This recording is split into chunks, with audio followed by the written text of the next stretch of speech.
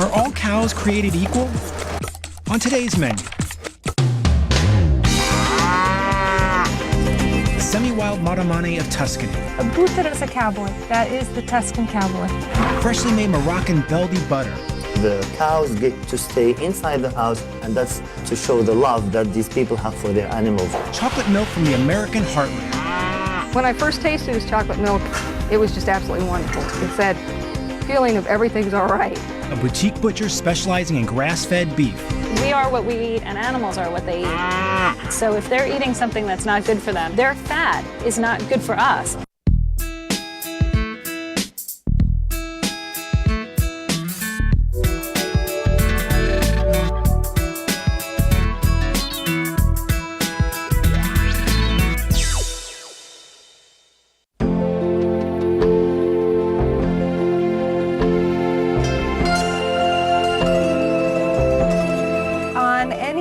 Cows have always been at the top of the triangle. The animals that require the most attention, the animal whose meat is the most prized, the animal whose loss is most felt when one leaves the farm. My name's Lori DeMori. I'm a journalist and food writer. We are on the Tistarelli family farm called Aya della Colonna, where Maramane cows are raised the way they always have been.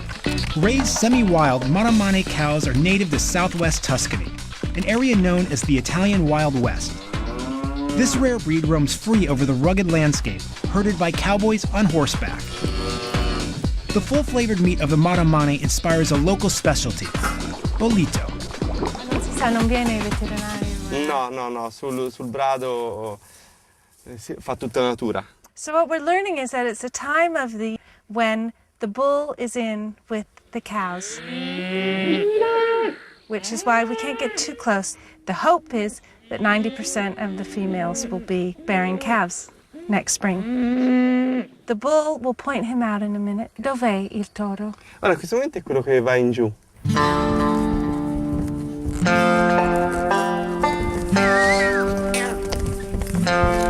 Roberto is the buttero, doing a lot of his work on horse in the traditional Maremman fashion. A buttero is a cowboy. That is the Tuscan cowboy. Bellissimo sei. Tutto insieme 300? No, 240 tutti insieme. So the farm works 240 hectares of land, and some of it's used for grazing and some of it is used to raise crops. Maramane cows are recognizable by their beautiful curved horns and by the fact that they live semi-wild, outdoors, feeding on wild grasses, on hay, and because of that, their meat is flavorful and quite unlike anything you find in a shop. Sempre una passione da piccolino gli animali, in genere. Since he was a child, he's always had a passion for the animals and raising them more than anything else. Non ancora, è anche il benessere. Okay, well, È già un 80% in più. He says 80% of the goodness of these animals comes from the fact that they live well. And an animal that lives well and lives happily is going to also be a better tasting animal. Very few farmers still raise the legendary Maremman cows. The Tistarelli is one of the few families that does. It's a family affair. Mother Livia and daughter Roberta take care of the agriturismo and basically transform the products of the farm into food for guests and into meat that's sold. Bene, lei? Cosa sta facendo? Bollito. This is Roberto's mother, Livia, and she's going to show us how to make a bollito. In goes the meat, Sì. and it's going to be simmered slowly. Pomodoro. 2 tomatoes, some basil. So everything's going in whole. Sedano. Because the vegetables aren't being put in to eat, they're putting in to give their flavor to the broth. That's it. So that'll simmer for 2 hours. E la maionese e le patate lesse. Traditionally, bollito's eaten with 3 things. Salsa verde, which is green sauce, homemade mayonnaise, and potatoes. Okay. Oh, it smells meaty and delicious. Che buon odore, eh? Sì.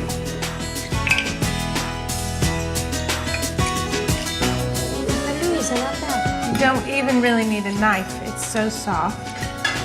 Here we go. Tender as butter. Flavorful but not overly assertive. Delicious. I'm wondering what it's like to live so closely with these animals and also sit down to the table and eat them. So what there is not so much a tie as a respect, and Roberto says the respect comes from the fact that those animals keep them alive, so you better have respect for them. Delicious. Un buono, complimenti.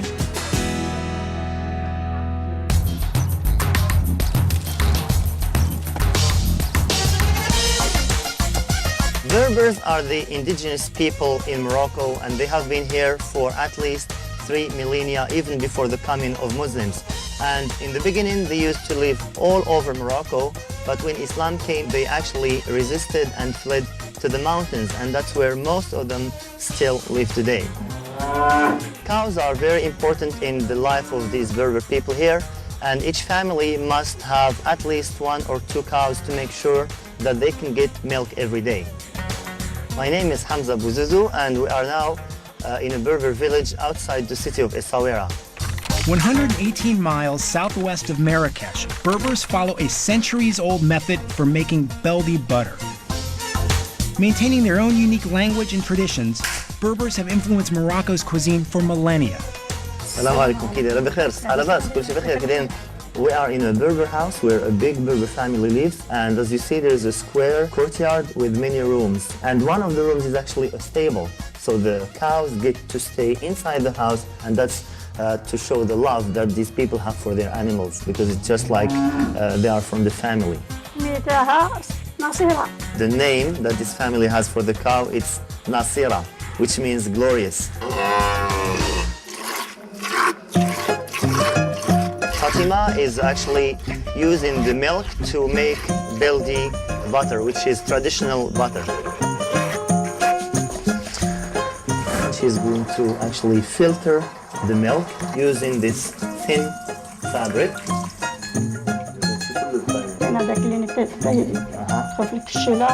She's going to leave it in the pot to sit for about 24 hours before she can actually churn it to make butter and buttermilk. This is the shekwa, which is actually the goat skin that they use for churning the milk. And it's made from a goat. It looks like a Scottish bagpipe. Normally when the sack is actually stored and not used, they would put some thyme leaves in it just to protect or to give it a good flavor. The first thing she does is to take the thyme leaves out, and then they pour the milk inside it. Now you see that the milk itself has curdled, and it's ready to be churned. Now she's breathing inside the goat skin just to inflate it, and so that there is space for the milk to be churned inside. They start churning until the butter is separated from the buttermilk. The churning will actually take between 1 hour to 1 hour and a half, depending on how much milk is in the goat skin. And now we are ready to see what the final product looks like. And as you see, it's very white because it's fresh. Shukran. Barakallahu feek. This tastes just like cream cheese, but it's not sour. But you can actually have an aftertaste of thyme. So now, just from the milk, we have 2 products, butter and buttermilk. The fresh butter has to be used immediately after being extracted. This is Amina, the cook of the family, and she's going to prepare us some couscous now. And couscous is one of the typical Moroccan dishes. Now, butter is actually an essential ingredient in the making of couscous. That's what makes the grains become larger in size and softer. That's when the flavor really gets to the couscous. Now she's adding the iced sugar. That's because it's a sweetened couscous.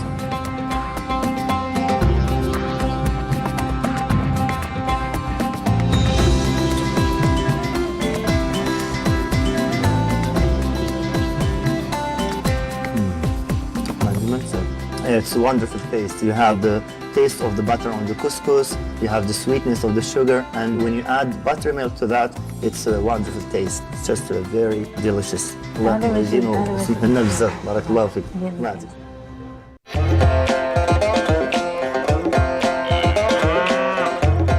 always enjoyed cows. I grew up on a farm. My dad used to milk cows, and my granddad milked cows. Let's go. Come on, let's get up. They're pleasant to be around. You can talk to them and they don't respond back, you know, and you can unload your troubles against them and they don't care. I'm Willis Schrock. We have a dairy farm in Russellville, Kentucky. Making milk can be a delicate process. At J.D. Country Milk, Willis Schrock believes in producing milk the old-fashioned way, unhomogenized. That means that the cream collects at the top instead of being mixed into the milk. Just imagine how delicious that makes the specialty of the house, chocolate milk. Although the stuff of childhood dreams, its shelf life left a little something to be desired.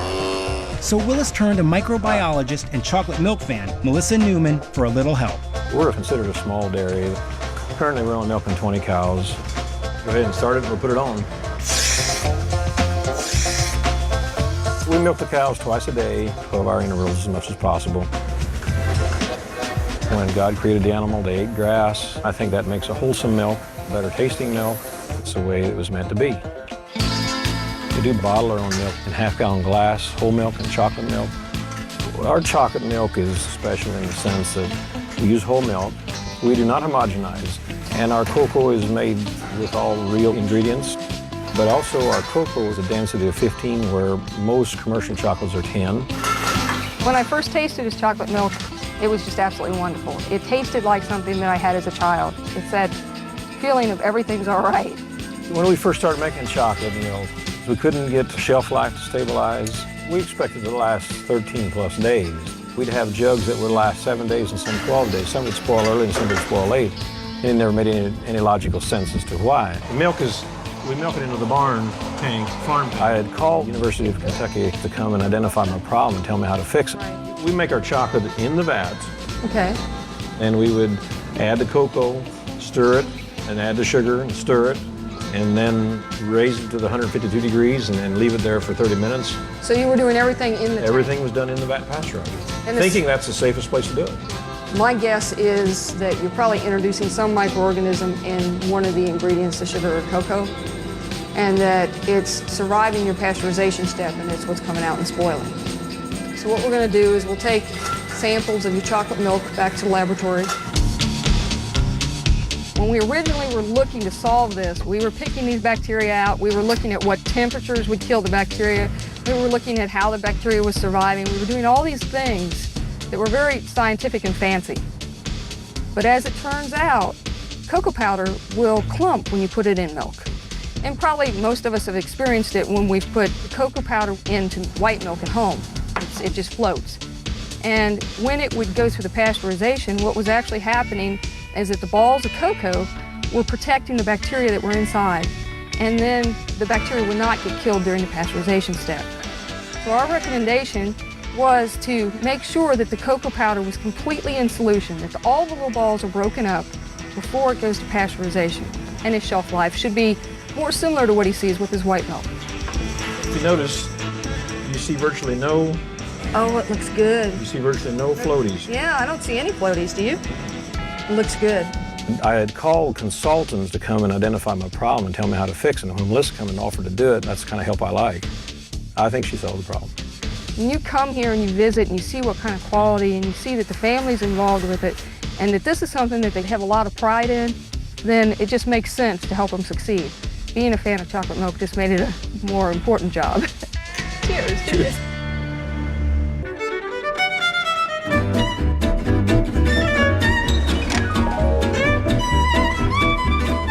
Beef is the American meat. Americans like beef. Yeah, I mean, there's just nothing more American than a hamburger or a steak on a grill. This is really what we are. This is the American food. I'm Jessica Applestone, and Joshua Applestone. we own Fleischer's Grass-Fed and Organic Meats, and we're located in Kingston, New York, and Rhinebeck, New York. Think great beef means marbled fat and prime cuts? Think again. Originally trained as a chef, Joshua Applestone believes in bringing customers beef raised the old-fashioned way, pasture-raised and grass-fed. In upstate New York, he and his wife Jessica run Fleischer's, where you will experience the bovine rhapsody of your grandparents.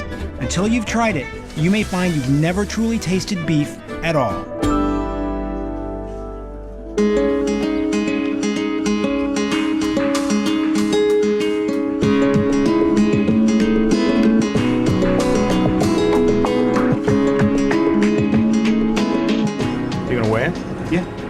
Colin can lift up a VW. Wait, we want me to move the scale over here? Why don't you hang on a second, Cudso? Before World War II, all animals were raised on either 100% grass or grass-fed grain finished, which is what we do here, both of those. 159.7. After World War II, because of economic reasons, people started raising their animals almost fully on grain, and that's when the big shift started. Animals get much fatter, much faster on grain. Faster to market. Yeah, and so they were able to bring their steer into market probably 6 to 8 months faster. Almost a year sometimes. Sometimes a year, and it was a significant difference. When an animal whose primary source of protein changes from grass to grain, it's not so good for them because they are ruminant animals and they can't tolerate grain.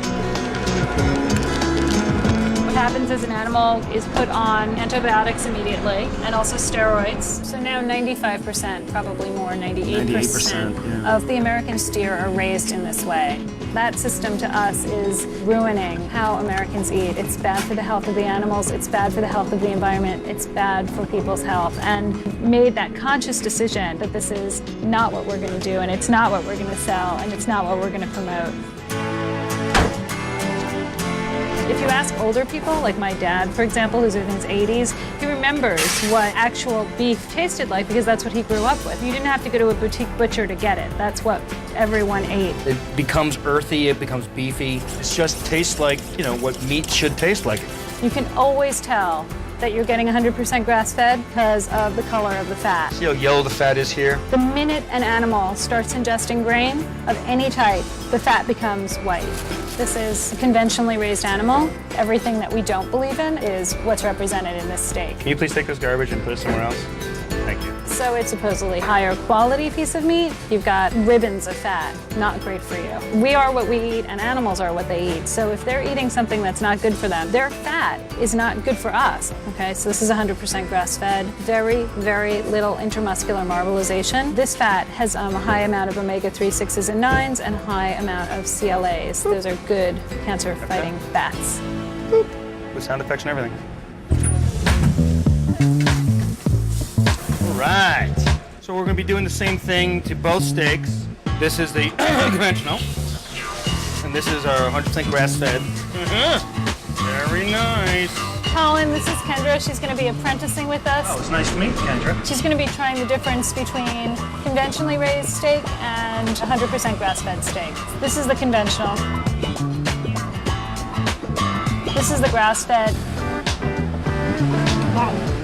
That hits you right away. The conventional beef, it's a nice piece of steak, but most of the flavor is coming from the crust, you know, with the butter and the salt and all the nice things. This, it's just hit my palate right away. It's kind of like a fine wine. The earthiness on the tongue that just blossoms and blooms. I'm tasting this in more areas of my mouth than I did the other. Like it immediately hits the, you know, the front of my tongue, and just with this kind of, for lack of a better word, really fresh. All of our employees go through this once they taste our meat, and the look on their face was if they had just tried beef for the very first time. It would never fail to amaze them, and it never failed to amaze me. 15 minutes.